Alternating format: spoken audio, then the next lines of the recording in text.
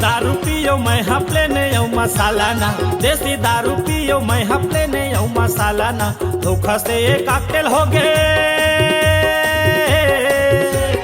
धोखा से एक कॉकटेल हो गए, मोर नशा चढ़ गए भारी ना।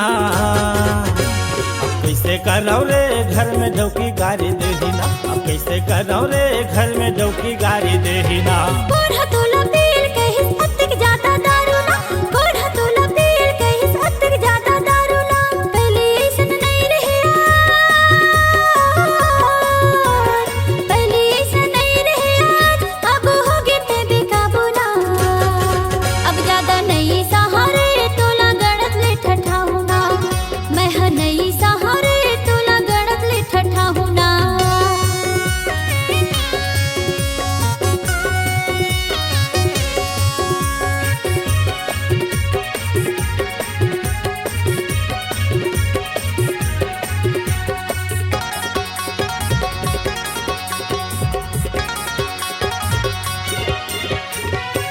प्लेन के पीठों ता मजा नहीं आथे, मसाला मा मुँह बसता थे, मसाला मा मुँह बसता थे।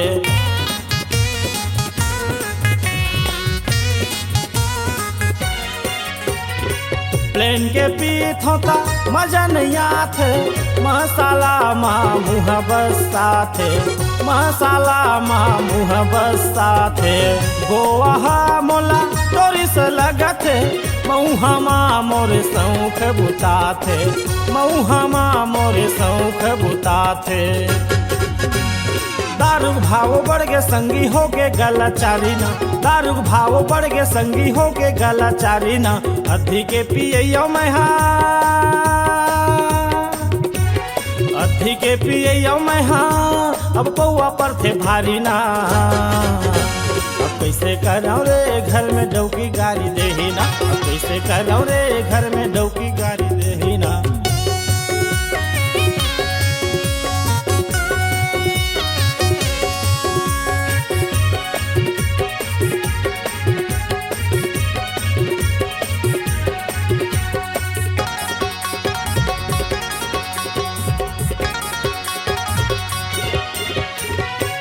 दिन भर के टेंशन रही थे, आधा मार के रोज मन करते, आधा मार के रोज मन करते।